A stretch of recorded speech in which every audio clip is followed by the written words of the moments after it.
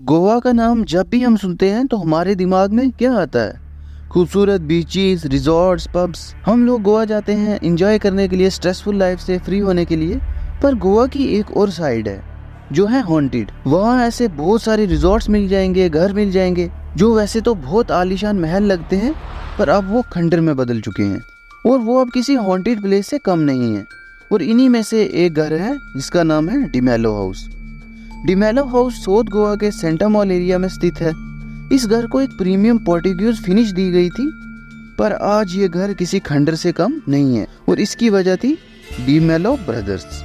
दो भाई जिन्हें डिमेलो ब्रदर्स कहते हैं इस घर में रहते थे और उस वक्त ये घर किसी रिजॉर्ट से कम नहीं था।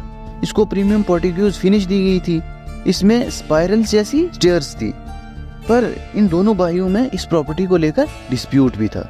इनकी एक प्रॉपर्टी बेंगलोर में भी थी, पर वहां जाने को कोई भी राजी नहीं था क्योंकि दोनों भाइयों को यही गोवा वाला घर ही चाहिए था। इनके पड़ोसियों का भी यही कहना था कि इनके घर से लड़ने झगड़ने की आवाज़ें आना एक आम बात है। पर एक दिन अचानक घर से लड़ने की आवाज़ें आना बंद हो गई। लोगों ने जब नोटिस किया तो वहाँ सिर्फ बड़ा भाई दिखता था। जब उससे पूछा गया कि छोटा भाई किधर है, तो वो बोलता था कि हमारा मैटर सॉल्व हो गया है और वो बेंगलोर वाली प्रॉपर्टी पे शिफ्ट हो गया है। इसके बाद कुछ वक्त इस घर में शांति रही, पर ये शांति ज़्यादा देर तक बरकरार नहीं रह पाई। कुछ दिन बाद लोगों को रात में बड़े भाई की गिड़गिड़ाने की आवाज़ें आने लगी। वो रात में रोता था, वो किसी से बातें करता था और वो कहता था कि मुझे माफ़ कर दो। दिन में भी वो किसी पागल की तरह ही बिहेव करता था। फिर कुछ दिन बाद बड़े भाई को घर की दीवारों पे कुछ लिखा दिखने लगा। दीवारों पे लिखा होता था कि ये घर मेरा है, इसे खाली कर दो।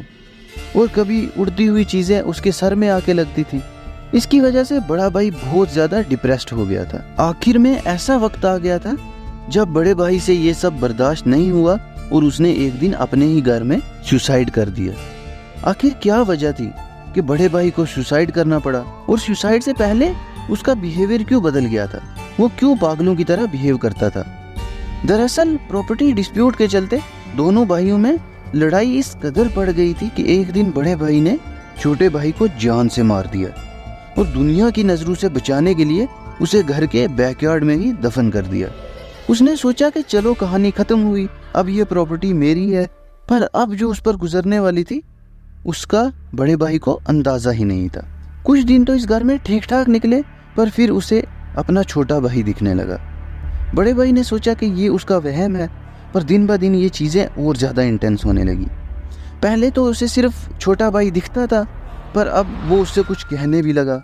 अब उसे दीवारों पर कुछ लिखा दिखने लगा।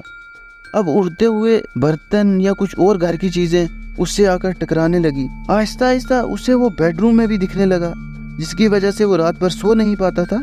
और इस ना सोने की वजह से वो साइको की तरह बिहेव करता था, जो कि दिन में पड़ोसियों को दिखता था।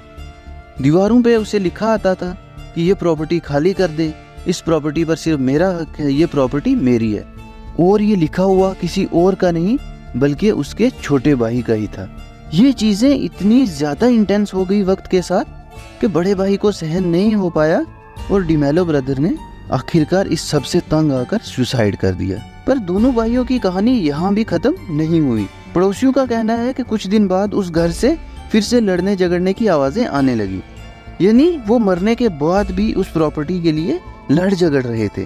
रात को इस घर से इस कदर चीखने चिल्लाने की आवाजें आती थी कि लोगों ने अपना रास्ता बदल दिया, उस रास्ते से आना जाना ही छोड़ दिया। कुछ रिश्तेदारों ने इस घर को हथियाने की कोशिश की, पर वो सब एक एक्सीडेंट में मारे गए, जिसके बाद इस प्रॉपर्टी की तरफ किसी ने भी नजरें उठाकर नहीं देखा। आज भी शाम होने के बाद यहाँ कोई नहीं जाता। यह प्रॉपर्टी पूरी तरह से हॉन्टेड हाउस में बदल चुकी है, खंडर बन चुकी है और अब इसे कोई रिपेयर भी नहीं करवाता।